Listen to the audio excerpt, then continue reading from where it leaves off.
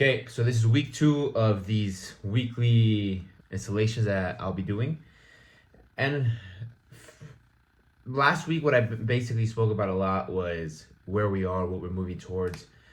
And I think it's cool little changes like this that I think are great for me personally, for me to understand that what I'm trying to build is growing. I think a lot of times in my world, someone who has a goalkeeper academy that basically is the main proof that we're growing, right? Where it's not just numbers, it's not just putting in marketing and hoping that the marketing numbers work, right? You can see it directly because we work with kids, we work with actual humans, and we see the athletes improve, we see the athletes get better, we see the athletes then be able to go and perform, right? We had a girl last week that signed her pro contract, which is, in my experience as a coach, my second direct goalkeeper from my academy that goes professionally. We had a girl last week that also signed her letter of intent, which is basically now she is committed to play Division I soccer for the University of San Francisco. That being said, like, you can see the growth because you can see these kids achieve certain things that then allow you to understand this works, it doesn't work, whatever, right? And this is what we've been doing for the past decade of understanding what works, what does work, and kind of auditing yourself in the sense of we should be doing this, but this works, right? So if this works for the goalkeeper, for the child, for the teenager, then we just keep going that way. And I think it's a cool understanding because you get to see it often in different generations, right? Like my first class of goalkeepers I developed were 2002 born goalkeepers, and now I'm working with 2015s. So you see that growth within the goalkeepers being able to get very, very ahead and understanding that, they are improving compared to my 2002s. And I think overall it shows growth in that sense. When it comes to the KRONIS side of more material things, it's a little bit hard to understand it sometimes because you're kind of playing, you're kind of reading the market ahead of time, right? You're trying to understand, will this item that took you the past 6 months to work on still be relevant when it drops, right? And I think there's a perfect example of what we have. We have the Kronisacademy right here. And the Kronisacademy basically is one of the lightest and one of the thinnest gloves that I produce. I'm a big junkie when it comes to thin gloves and light gloves. It's just my bread and butter. But this overall is basically 2 gloves combined, or 3 gloves combined into one. We have the Japanese neoprene backhand, which we used in the Senzo without any sort of latex, so the gripless glove, which previously we used in the KRONIS Cage. The KRONIS Cage I launched back in 2017, and this glove basically at that time was the lightest glove in the world. And then Rouge came along and they dropped their lightest glove at that time, which I believe was in an orange colorway. So that being said, we then lost that, but for a little bit we were, which was for us great. We were also able to get that glove patent, which then moved on into us being able to do other things. So this glove, this material comes from that glove. The palm comes from a glove that I dropped in 2020, I believe, or 2021 by the name of the KRONIS. The KRONIS comes back from the beginning of the time of KRONIS, which is back in 2013. And I believe I dropped that for the first time in 2015 or 16. And that glove was kind of like the glove that was kind of really destroying us when it came to trying to grow the business, right? It would last a very long time. You still see it today, and I haven't produced that glove in at least 5 years. You still see it today out there in the fields. Basically, that glove was all durability, all grip, and to be fair, I mean, depending on who you ask, probably comfort also. But it sucked because we couldn't get that buyer to come back a lot sooner. So we would go from getting a client and keeping the client to just seeing every purchase had to be a brand new client every single time, which for us who are trying to run a business, or for me who's trying to grow this business, it wasn't really working. So we have the KRONIS palm, which adds extreme durability, the KRONIS Cage or Kronisacademy backhand, and then we have the embossed attributes that we had in a glove by the name of the KRONIS Proto. Overall, it's a glove that I think by eyesight, just by, if it can grab your attention, works very well. And we have, this kind of glove. Internally, it has internal silicone, which so did the Dargos. Personally, I enjoy it the most, but this glove, for example, I started working on this last year. We were able to drop it maybe 2 months ago, sold out, which was great. And then the red colorway was a little bit delayed for us. And then now it's available, right? The first installment of the new Kronisacademy, strapless like this, sold out. And this one, we're kind of holding on to it, right? So it's one of those things where you never know. And it's sometimes difficult because we're kind of just, guessing here. It's almost like we're gambling. We're hoping that the market still appreciates his design. And for me, as a person who's designing it, I'm hoping that my design, my color choices can call for families to want to trust in this glove, right? So this is where we have right now. And for me, in my opinion, if I was to be truthfully honest with you about this glove, I would recommend this glove to anyone who prefers grip and the comfort over durability. This is not a glove that's for you to have to use all season, anything like that, because like I said, extremely thin, and it will not last as much as maybe your average glove will. But that's the point of this kind of glove, right? I don't know if we could see it through that. Sorry, it's the bags, but you could kind of see there how thin it really is, right? It's a 3 millimeter latex. It has no foam. It's just latex to your hand so you can feel. So if I was suggesting any mom and dad during this time when it comes to how expensive everything in life is, if you're gonna buy your child this, they use it 10 times in a game and that is it, no more. Not meant for training, not meant for anything else. And this is where I would advise them to do that. When we fast forward now into like the other things that I'm trying to grow with Kronis, we have this glove right here, which is basically our low income glove. And what I mean by low income is I myself grew up as a low income, immigrant, where at that time goalkeeper gloves were $25, $30. Were very difficult for us to get. When you add in inflation, $50 gloves is about the exact same cost of what that price marker was, which is basically what I went for, right? Whatever cost in 2006 or whenever I was coming up, in 2006 I was 13 to today. How can I keep that price about the same? So these are $50, and this glove is basically, like I just mentioned, like the Kronis Dargos, durable, great. I don't know if you can hear that, but the latex is still good. I've used these a numerous amount of times. There's no rips, there's nothing happening, and look how thick that is, right? We could see through the latex how thick that is right there. And this is basically 4 millimeters of latex outside, 4 millimeters of foam on the inside, and then internally, I don't know if I can show this, but internally, if we could see that somehow, let me see. Internally, there is latex in there, right? So if we could get this to focus, there's latex inside, which is ribbed, and it's basically a 10 millimeter thick latex, or thick palm when it comes to latex, foam, latex again. And that glove we have available for $50.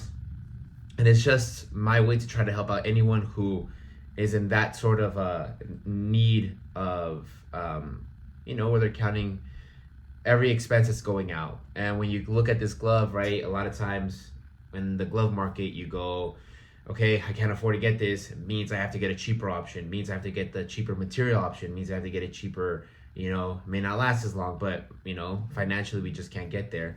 So this is where we are right now, where we have this kind of glove, and this glove itself, it's, we have pros that wear this glove. It's what they're playing in, and they're, full pros, first division pros. There's a glove that you can go for your child. As of right now, we are out of size 5, size 6. We have 7 in stock, we have 8 in stock, 9, 10. So size 5 and 6 is mainly, you're talking about like 8, 9, 10-year-olds. As soon as they start hitting 11, maybe even 10 years old, they're rocking size 7. So we don't have 5 and 6 at the moment whatsoever of that model. But that Kronis new, it's one big thing. I don't have mine in, but I did go one extra step. which is me going against my theory when it comes to goalkeeper development. These do have finger saves. Like I said, I don't have them anymore, but for me, my biggest thing when it came to developing goalkeepers was the more control you gave them when they wear ankle braces or they would wear certain things, it tends to limit the joint rotation, which then leads to the joints and the tendons to develop a little bit different, especially in the fingers, right? My fingers are jammed for life from all the times.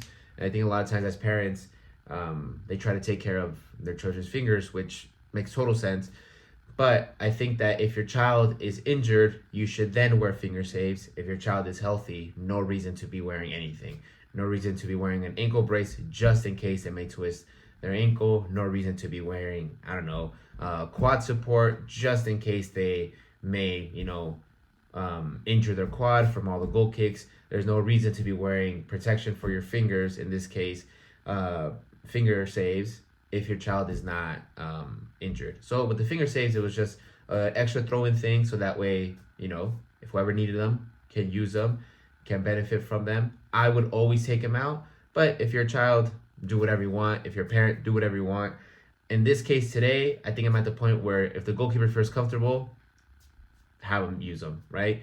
I cannot tell a goalkeeper that is outstanding if they tell me I just feel a lot better with the finger saves versus if I don't. The world is changing, everything is changing. I think, to be fair, us as goalkeepers are the least of the focus when it comes to where the sport is going. The shoes are getting lighter. There's no shin guards at this point anymore. The gear's getting lighter. The balls are getting lighter. Everything is projected so that way there's more goals. And the only one that gets screwed with that is us as goalkeepers. So I think at this point, if the ball's moving faster, if the athletes are getting stronger, we ourselves need to protect ourselves more. And if you need finger saves, then you need finger saves. And that's how it is, right? Moving forward, for those that have been following me, one of my biggest hobbies right now, or two of them, is jiu-jitsu and boxing. I have class in about 25 minutes that I will not be going to when it comes to jiu-jitsu practice. And it's mainly because I have a shoulder injury that keeps nagging, and it feels really good. I go to practice, I feel it, and then it comes.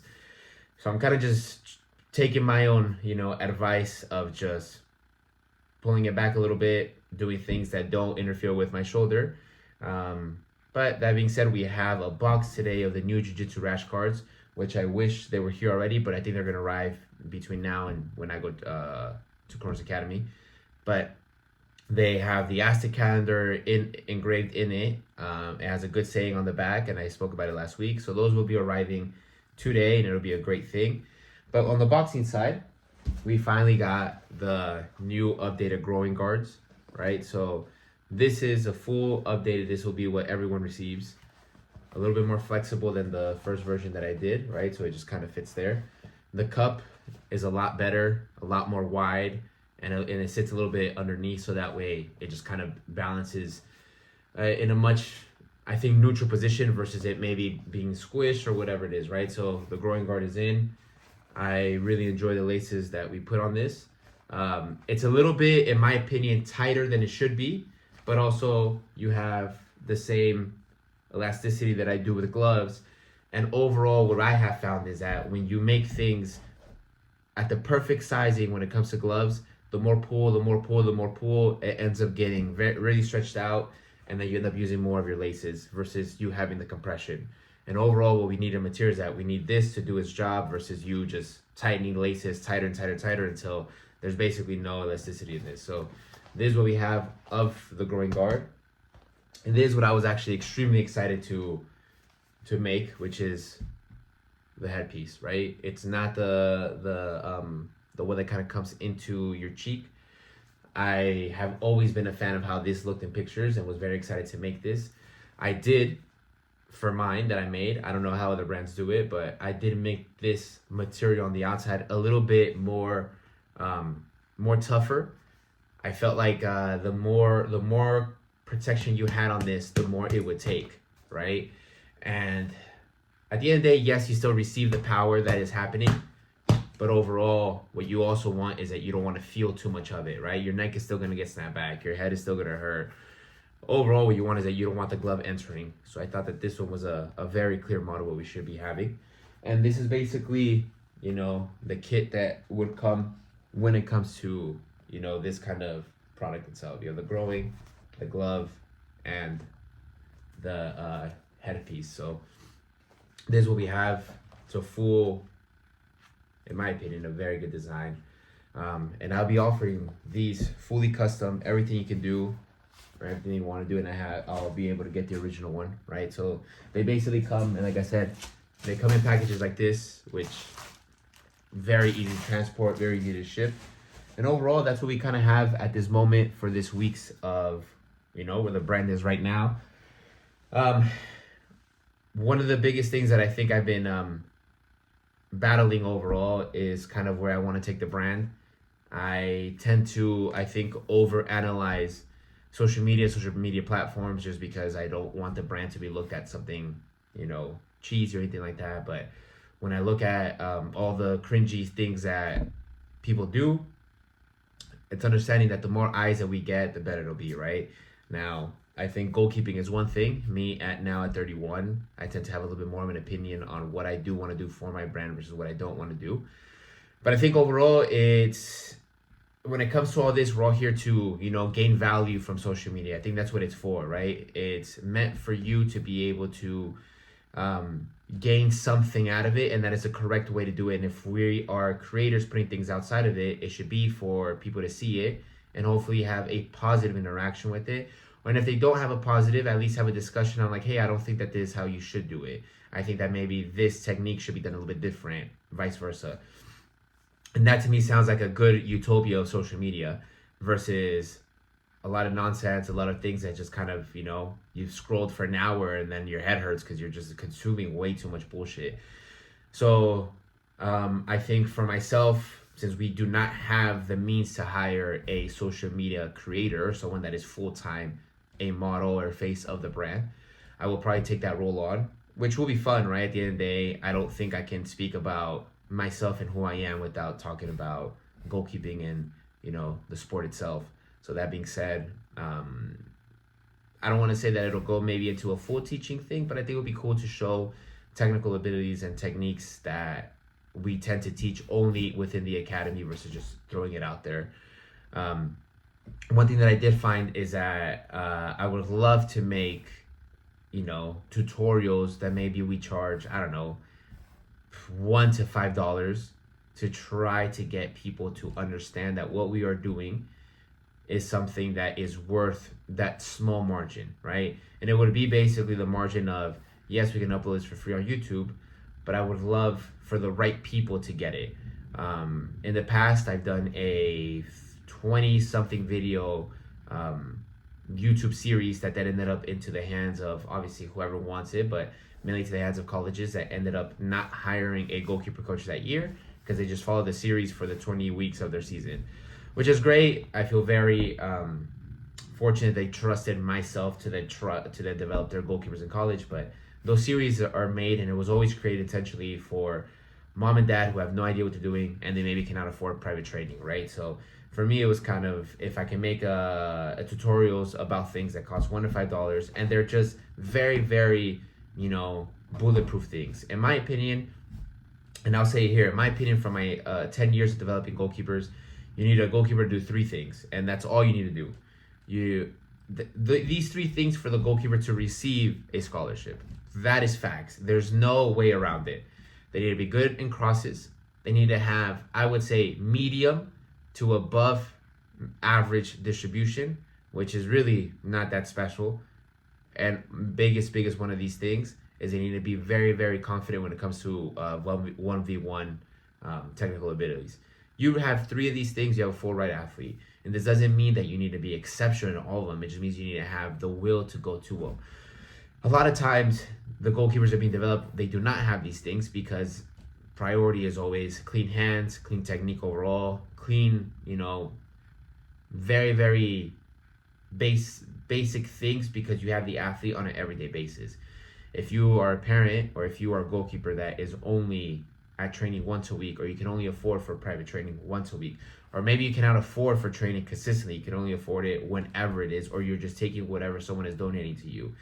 These three things will make you a goalkeeper that, you know, will reach into a high playing standard, above average distribution. And this just means that they can play 30 to 40 yard balls, they can play goal kicks, and they're willing to have the ball at their feet. That's not special. There's nothing there that's special. This is just above average. Good crossing range, so that means that you're comfortable with crosses coming into your box, but you're also comfortable with crosses coming out, maybe I'd say 1 to 2 yards outside of your 6-yard box. So if you could cover from the goal line into maybe an 8-yard radius, you have very much success there. Crosses are the only things that, as us goalkeepers, we can affect a tactical game from the opponent. We can destroy lines by being able to play, you know, you make the field shorter because, well, you're covering 6 to 8 yards of that.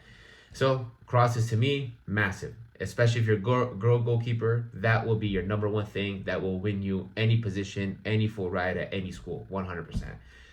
One-on-one abilities, one of the hardest things to master, but also we're not asking you to be pros. A lot of times all we need confidence, and we need a little bit of aggression when it comes to that, of you're willing to dictate and you're willing to talk. After that, everything else could be at a low level. It could be subpar to everything else, but you will stand out because those are the three things that, as a goalkeeper coach, I will see you. Yes, I will see you make saves, but saves are saves. Saves are great. Saves are kind of expected. I should not expect a goalkeeper to come and cover everything within their box. I should not expect to cover 8 yards. I should not expect a goalkeeper to want to play out the back, or play just in general, because it doesn't happen often. And I should not expect a goalkeeper to be very aggressive on a 1v1, because not everyone is. But if you're a girl goalkeeper, this is your key way to get into any Division I program. And as a male goalkeeper, you will stand out in order to compete against the MLS Academy kids. But this right here is week 2. These are some of my thoughts of where we are as a company. I think the biggest excitement that I have is that we sold 4 rash guards in the past week, which is amazing because it is a side hobby of mine to grow within the jiu-jitsu community. So 4 rash guards, for those that purchased, thank you. Everyone is from the 10th planet, not necessarily Las Vegas, but within the 10th planet. What is it? It's from one of the 10th planet franchises, so it's pretty cool to get that support, and hopefully you can keep growing. But that is week 2 of these KRONIS behind the scenes, or whatever this could be. And I'll see you guys again next week. Thank you.